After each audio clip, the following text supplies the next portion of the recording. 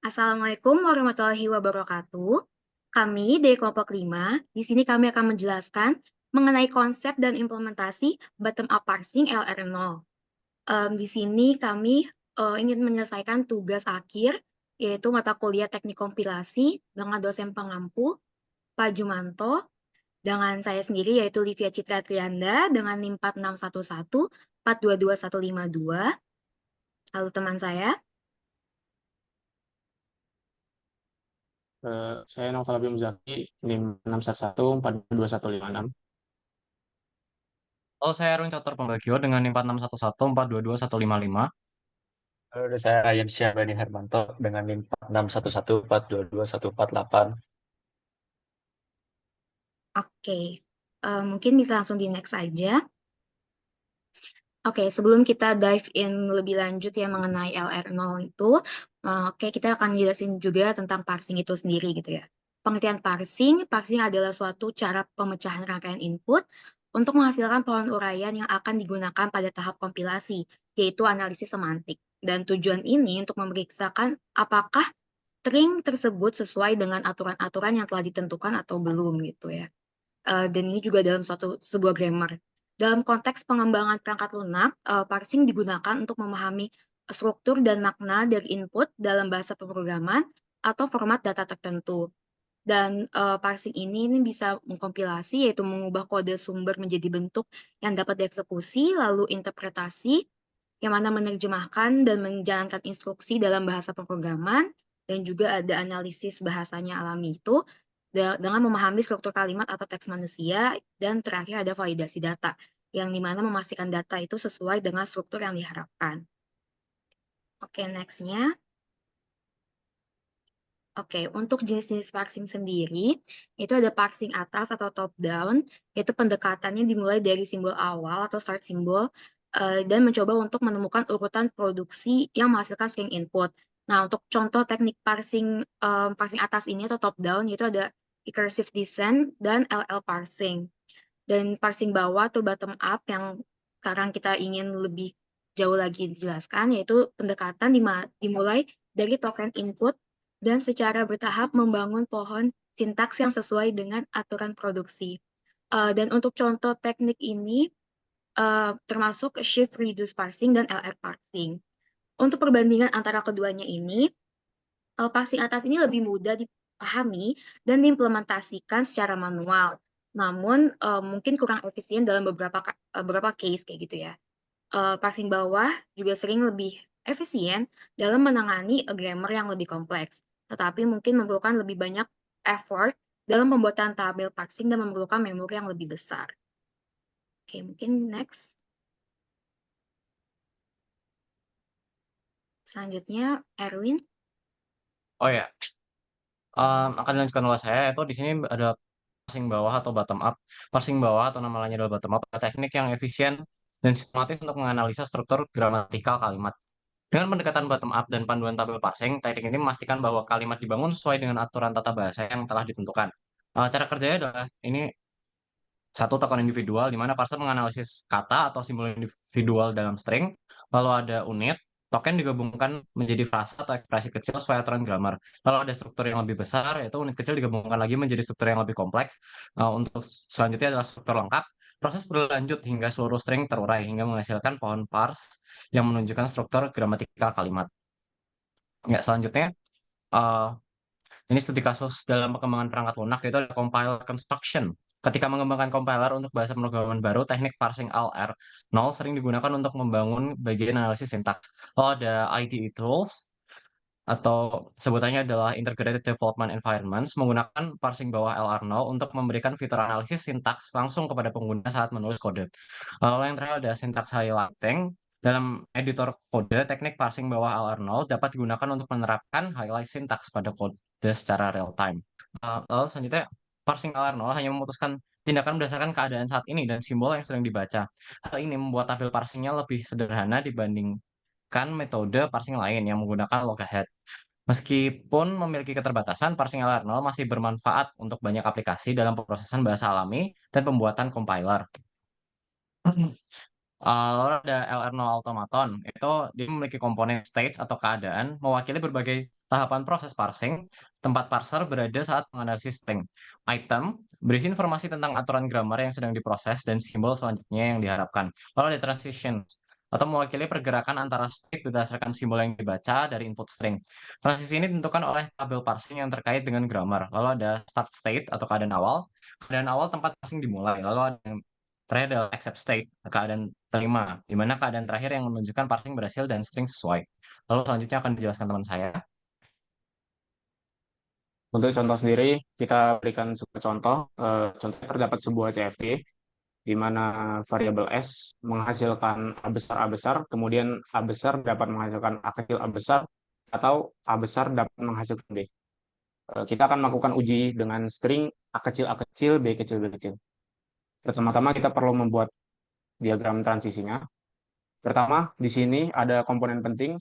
Bisa kita lihat I0, I1, I2, sampai I6 itu merupakan state seperti yang dijelaskan sebelumnya. Karena S ini sebagai state awal, kita memerlukan titik sebagai indikator penanda start dan juga akhir. Ketika titik melewati satu variabel maupun non-terminal, itu berarti dia sudah melakukan parsing. Ketika titik sudah berada di paling kanan, maka parsing telah berakhir. Dikarenakan S sebagai start, kita memerlukan variabel awal, yaitu S action, di mana ketika S action itu bisa menghasilkan S. Ketika S action melewati S, maka titik yang awalnya sebelum S, maka dia akan berpindah seperti pada I1. Kemudian ketika kemudian S di sini yang di baris kedua pada I0, ketika titik melewati A, maka S akan menjadi A besar titik A besar, kemudian A menghasilkan titik sama seperti di I0. Kemudian ketika titik melewati A kecil, itu akan berpindah atau transisi ke I3 atau state 3, di mana A menghasilkan A kecil, titik A besar menghasilkan titik A kecil A besar, atau A menghasilkan titik B. Kemudian ketika titik melewati B kecil, itu akan melakukan perpindahan atau menghasilkan state 4 atau I4, di mana A menghasilkan B titik. Nah, di sini I1 sudah berada di ujung atau berarti penanda state diterima, parsing diterima. Kemudian kita langsung lompat ke I2 atau state 2, di mana ketika titik melewati A, maka dia akan melakukan pindahan ke I5 atau menghasilkan state 5, di mana S menghasilkan A besar titik. Titik sudah berada di paling kanan, maka tidak ada proses selanjutnya. Kemudian ketika titik melewati A kecil, dia akan melakukan perulangan ke I3, di mana hasilnya sama seperti I3. Jadi tidak usah kita tulis lagi isinya apa. Kemudian begitu juga ketika titik melewati B, dia akan melakukan perulangan seperti yang ada di I4. Lanjut kita proses lagi di state 3. Ketika titik, slide sebelumnya.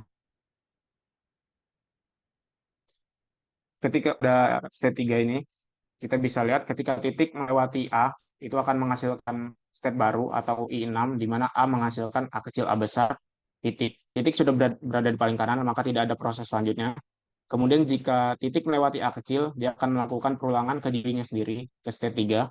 Kemudian ketika titik melewati B, dia akan melakukan perulangan ke I4. Lanjut, kita akan membuat tabel transisi.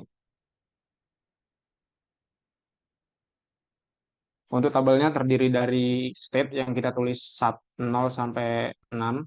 Kemudian ada action yang berisikan terminal, ada A, B, dan juga stack. Kemudian goto ini berisikan variabel yang tersedia, yaitu S dan A saja.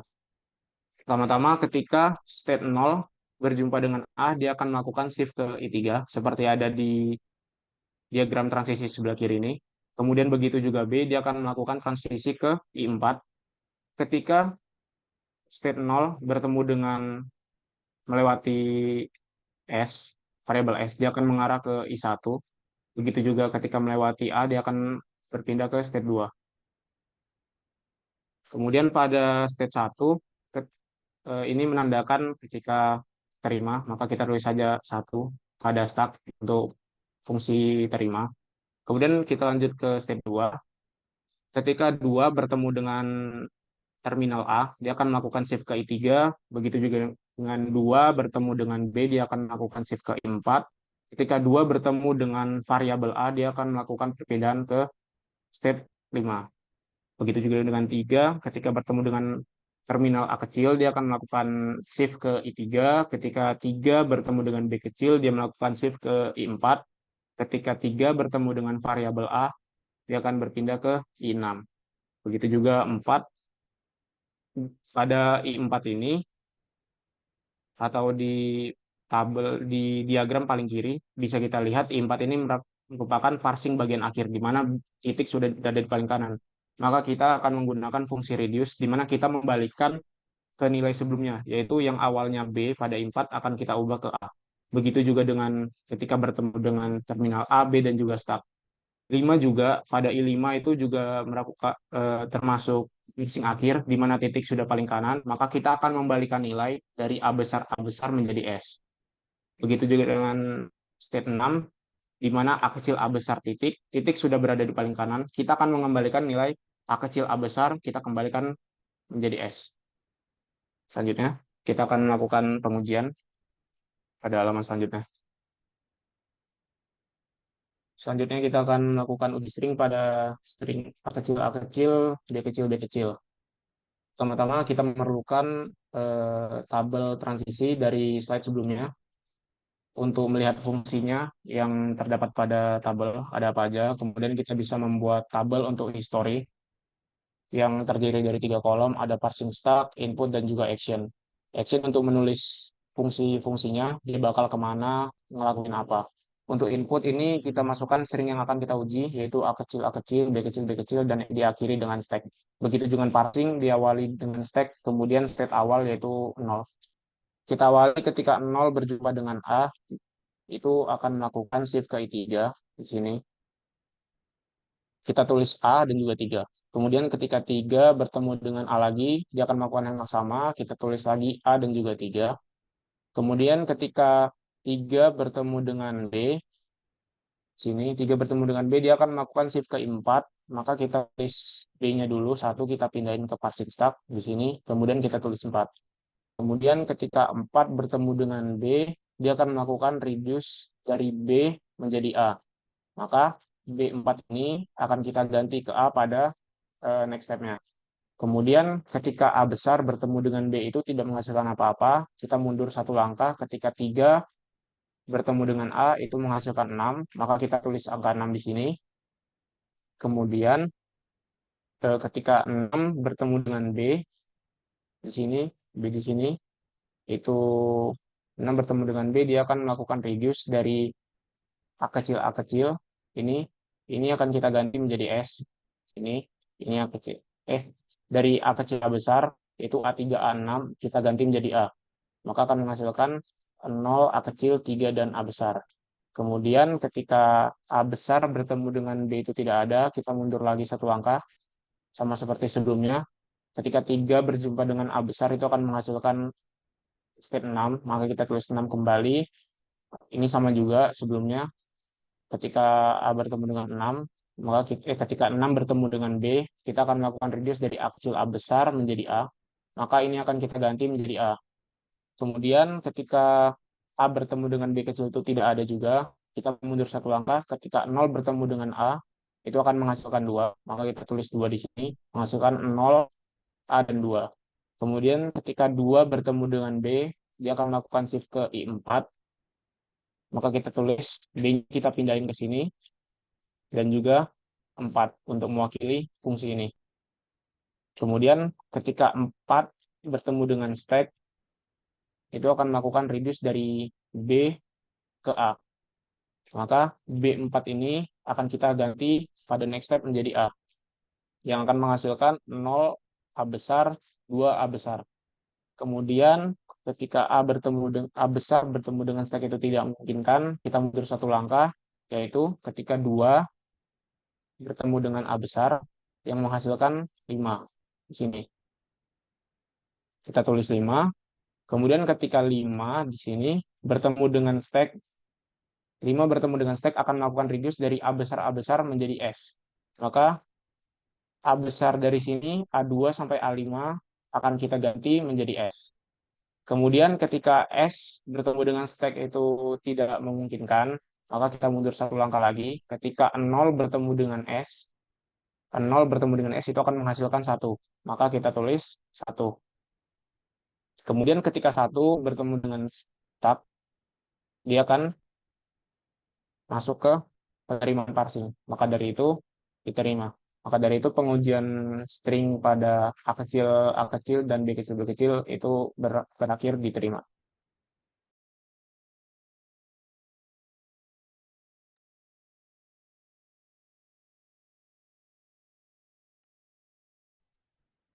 Yang selanjutnya ada kelebihan dan kekurangan parsing bottom-up LR0. Kelebihan pertama ada di bagian efisiensi. LR0 parsing seringkali lebih efisien daripada parsing top-down karena mampu memproses grammar yang lebih kompleks tanpa melakukan backtracking. Lalu yang kedua, kemampuan parsingnya. Parsing LR0 mampu mengatasi banyak jenis grammar, termasuk grammar yang tidak teratur. Lalu yang ketiga ada di bagian penyimpanan. Karena hanya menyimpan informasi tentang state saat ini, table parsing LR0 cenderung memiliki ukuran yang lebih kecil daripada table parsing dari teknik parsing bottom-up yang lebih maju. Lalu di bagian kekurangannya, yang pertama ada conflict shift reduce. Terkadang table parsing LR0 menghasilkan conflict shift reduce. Konflik ini terjadi ketika parser tidak tahu apakah harus melakukan shift atau membaca lebih banyak input atau reduce, yaitu menggunakan produksi gramatikal. Penanganan conflict shift reduce dapat memerlukan heuristik tambahan atau intervensi manual. Lalu yang kedua ada di bagian memori. Parsing LR0 memerlukan penyimpanan yang cukup besar untuk tabel parsing dan stack parsing, meskipun lebih efisien daripada parser top-down. Dalam beberapa kasus, memori yang diperlukan masih bisa menjadi masalah pada grammar yang sangat besar. Lalu yang ketiga ada keterbatasan tipe grammar. LR0 parsing memiliki keterbatasan dalam menangani beberapa jenis grammar, seperti grammar yang bersifat ambigu atau memerlukan konteks lebih lanjut. Lalu di sini ada studi kasus dalam pengembangan perangkat lunaknya. Yang pertama ada compiler construction. Ketika mengembangkan compiler untuk bahasa pemrograman baru, teknik parsing LR0 sering digunakan untuk membangun bagian di analisis sintaksnya. Lalu ada IDE tools. Beberapa integrated development environments atau IDE menggunakan parsing bawah LR0 untuk memberikan fitur analisis sintaks langsung kepada pengguna saat menulis kode. Lalu yang ketiga ada syntax highlighting. Dalam editor kode, teknik parsing bawah LR0 dapat digunakan untuk menerapkan highlight sintaks pada kode secara real-time. Baik, terima kasih. Berikut itu aja dari kelompok kami. Kurang lebihnya mohon maaf. Wassalamualaikum warahmatullahi wabarakatuh.